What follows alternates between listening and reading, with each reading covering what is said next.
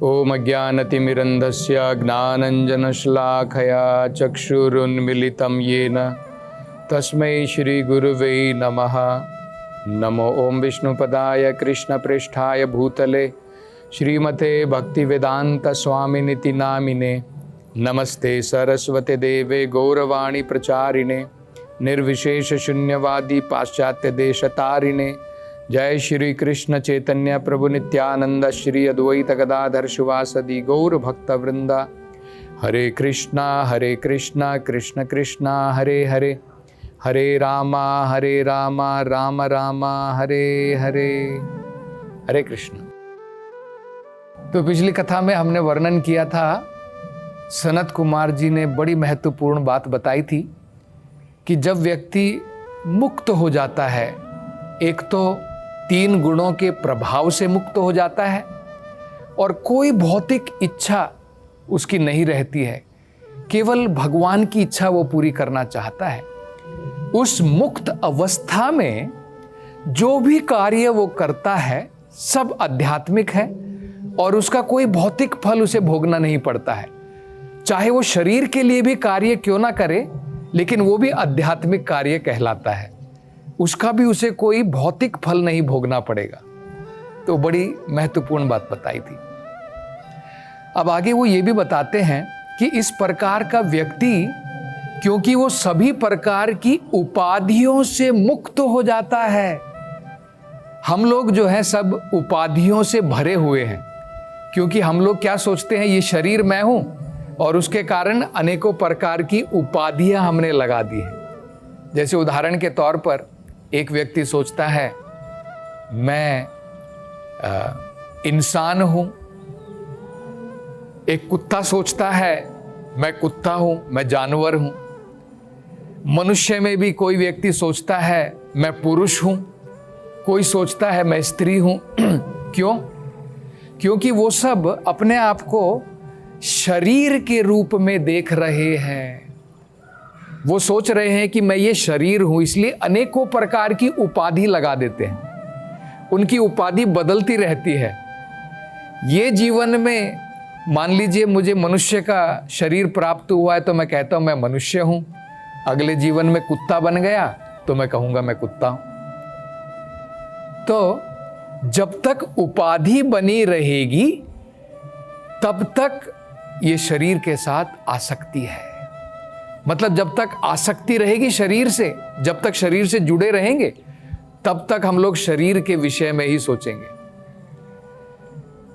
और जब हम शरीर से मुक्त हो जाएंगे, इन उपाधियों से मुक्त हो जाएंगे, सनत कुमार जी कह रहे हैं, उस समय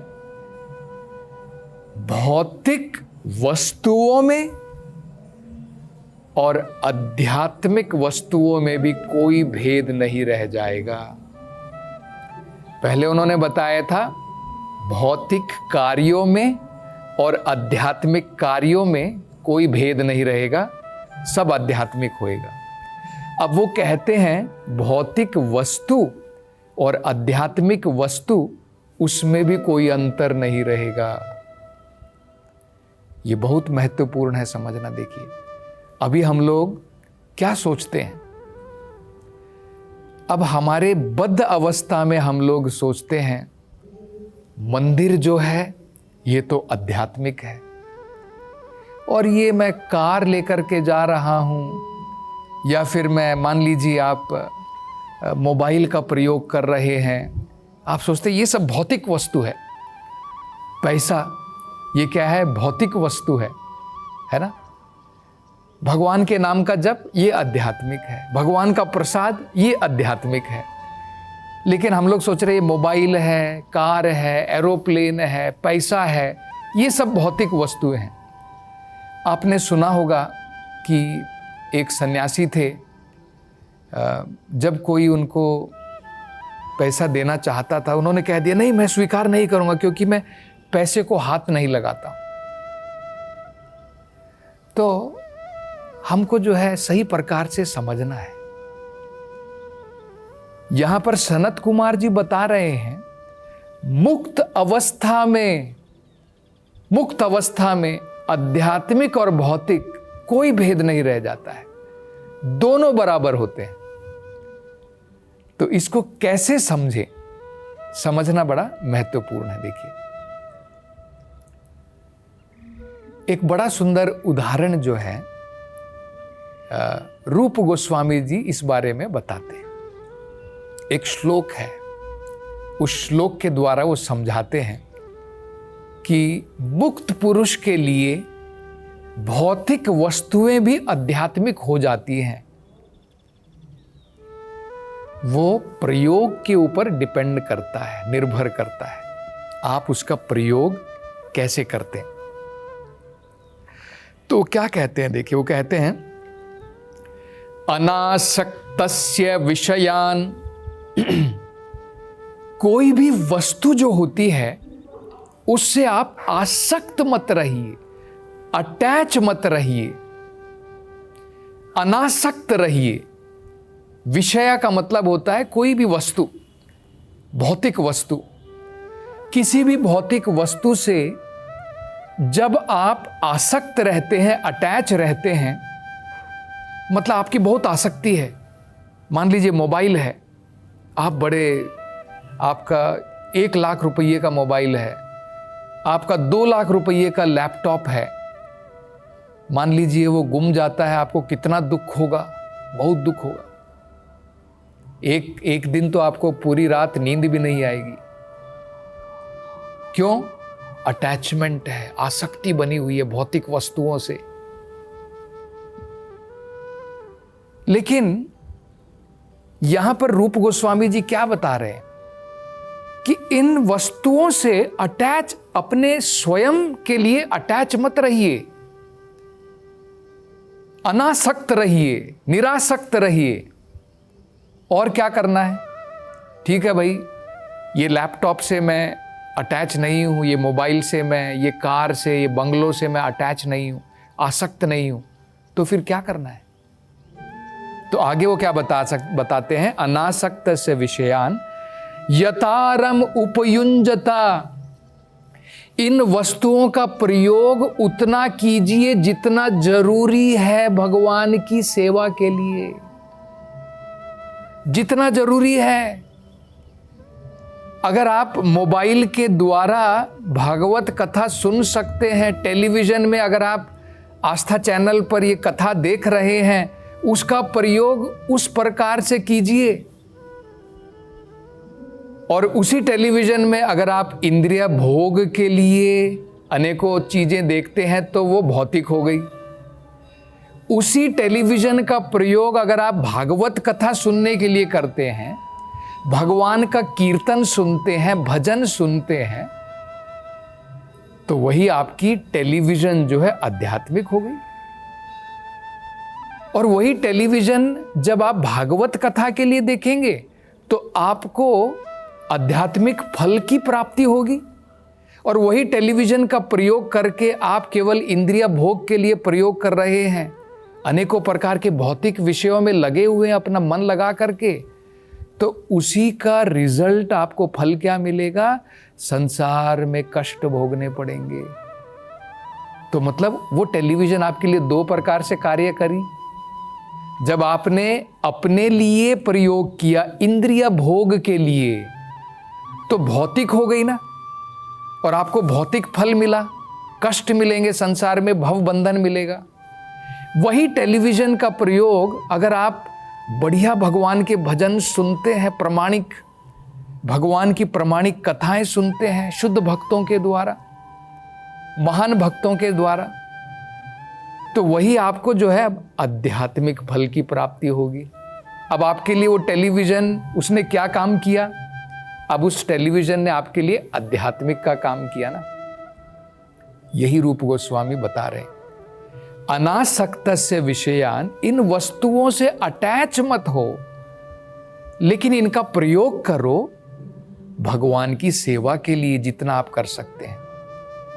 अब देखिए, उसी माइक का प्रयोग आप जो है अनेकों प्रकार के सिनेमा के गीत भी गा सकते हैं, और उसी माइक के द्वारा आप भगवान के भजन भी गा सकते हैं। तो वस्तुओं से अटैच मत रहो, लेकिन उनका प्रयोग करो जितना जरूरी है भगवान की सेवा के लिए। और अगर नहीं है, मतलब आजकल तो आपने देखा होगा लोग बोलते हैं कि भाई बिना मोबाइल के जीवन ही नहीं होता है, लेकिन भक्त के लिए क्या है कि भाई है तो प्रयोग करेंगे। भाई अगर है, टेक्नोलॉजी है, लैपटॉप है, क्यों ना भगवान के लिए यूज करें। मोबाइल है, वो भी भगवान के लिए प्रयोग करेंगे। अगर नहीं है तो हमें कोई दुख नहीं है। ऐसा नहीं है कि मोबाइल के बिना कोई जिंदगी नहीं। लोगों के पास में मोबाइल नहीं है तो उनका जीवन तो बोलेंगे कि भाई अरे नरक है मेरा जीवन, बिना मोबाइल के मेरा जीवन नहीं चलने वाला है। लेकिन भगवान का भक्त क्या है, ठीक है भाई अगर मोबाइल है, लोग अपने लिए यूज कर रहे हैं, मैं भगवान के लिए प्रयोग करूंगा। और अगर नहीं है, कोई बात नहीं। क्या इसका मतलब है कि मैं भागवत कथा नहीं सुन सकता हूं? क्या इसका मतलब है कि मैं भगवान के गुणगान नहीं गा सकता हूं? फिर भी मैं गा सकता हूं। यही अंतर होता है। देखिए वो क्यों बताते, वो कहते हैं निर्बंधे कृष्ण संबंधे, क्योंकि उसको ज्ञान है कि इसका त्याग करने की जरूरत नहीं है। मेरा कुछ भी नहीं है। ये मोबाइल बनाने वाला भी, उसको बुद्धि देने वाला भी तो भगवान है ना। और जो मोबाइल के अंदर में या टेलीविजन के अंदर में जो भी सामग्री लगी है, वो सब किसकी है? भगवान की तो है। तो भगवान की वस्तु भगवान के लिए प्रयोग कर लो ना।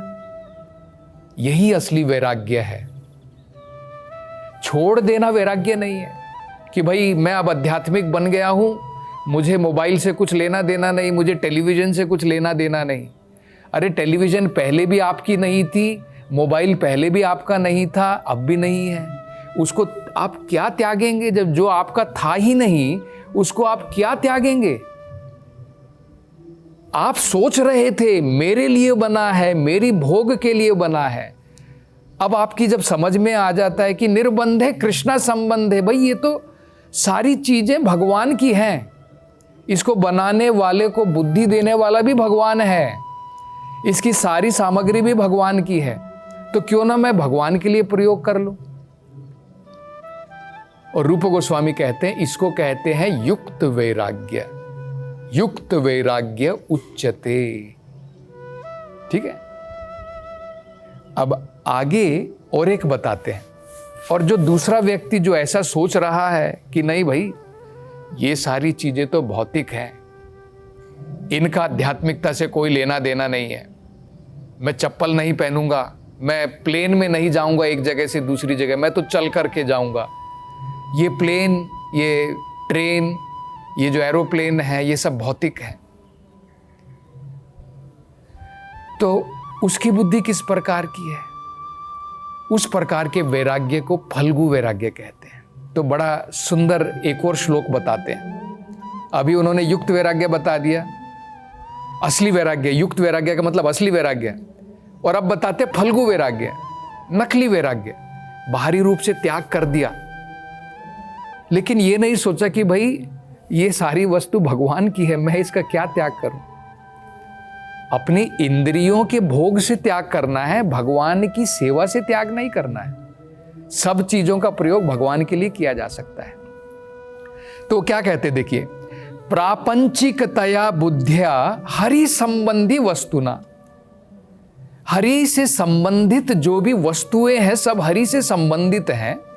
अगर कोई व्यक्ति सोचे कि नहीं ये तो प्रपंच है, प्रापंचिकतया बुद्धिया, इस प्रकार की बुद्धि से सोचता है कि ये तो सब प्रपंच की चीजें हैं, इनका भगवान से कोई लेना देना नहीं है, और क्या करता है, मुमुक्षवो, मुक्ति प्राप्ति के लिए मुमुक्षवो परित्यागो, इन सब का त्याग कर देता है कि भाई कल के बाद में, अब से मैं जो हूँ मुक्ति के मार्ग पर हूँ, कल के बाद में टेलीविजन से कोई लेना देना नहीं, मोबाइल से कोई लेना देना ही नहीं, पैसे से कोई लेना देना नहीं मेरा। अगर वो व्यक्ति मुमुक्षवो परित्यागो, इन सब चीज़ों का त्याग कर देता है, ये ना समझ करके कि ये सारी वस्तुएं भगवान की हैं। कौन सा त्याग करना है ये हमें समझना है। अपने लिए प्रयोग नहीं करना है, वो त्याग करना है। भगवान के लिए प्रयोग करना है, उसका त्याग नहीं करना है। जिन चीजों के द्वारा हम भगवान को बड़े पैमाने पर अगर हम भगवान के गुणगान गा सकते हैं, टेलीविज़न के द्वारा हुआ, मोबाइल के द्वारा हुआ, टेक्नोलॉजी के द्वारा हुआ, अगर बड़े पैमाने पर लोगों को हम कृष्णा भावनामृत प्रदान कर सकते हैं, भला उसका त्याग क्यों करें? वो क्या मटेरियल है? यही तो सनत कुमार जी बता रहे हैं। जब व्यक्ति मुक्त पुरुष हो जाता है, उसके लिए कोई डिफरेंस नहीं है मैटर में, स्पिरिट में, भौतिक वस्तु में, आध्यात्मिक वस्तु में, क्योंकि वो जानता है ये भौतिक वस्तु भी भौतिक नहीं है। ये भौतिक तब होती है जब मैं अपने लिए प्रयोग करूं। यही चीज आध्यात्मिक बन जाती है जब भगवान के लिए प्रयोग होती है। छोटा सा उदाहरण देख लीजिए, जब उसी ईंट के द्वारा आप अनेकों प्रकार की बिल्डिंग बनाते हैं अपनी इंद्रिय भोग के लिए, बड़े बड़े मॉल बना लेते हैं, किस लिए बनाते हैं? इंद्रिय भोग के लिए, अपनी इंद्रिय तृप्ति करने के लिए। वही ईंट के द्वारा इमारत बनती है, बड़ी बड़ी बिल्डिंग बनती है। उसी ईंट के द्वारा जब आप भगवान का मंदिर बनाते हैं, देखिए वो आध्यात्मिक होता है कि नहीं? ईंट तो वही है, वही ईंट का प्रयोग मंदिर में भी होता है, वही पत्थर मंदिर में लगाए, वही मार्बल, वही टाइल्स। देखिए, तो हमें केवल ये समझना है सब चीजों का प्रयोग भगवान के लिए किया जा सकता है। तो ये सही प्रकार से अगर हम समझ लें, जैसे सनत कुमार जी बता रहे हैं, तब हमें किसी भी चीज को त्यागने की जरूरत नहीं है। केवल पाप कर्म को त्यागना है, इंद्रिय भोग को त्यागना है, वस्तुओं का त्याग नहीं करना है। वस्तुओं का प्रयोग जितना जरूरी है शरीर के लिए और भगवान की सेवा के लिए प्रयोग करना है, तब उसका केवल आपको आध्यात्मिक फल प्राप्त होगा। तो बहुत सुंदर बातें जो हैं सनत कुमार जी बता रहे हैं, और आगे अब वो क्या बताएंगे इसकी चर्चा हम अगली कथा में करेंगे। हरे कृष्ण।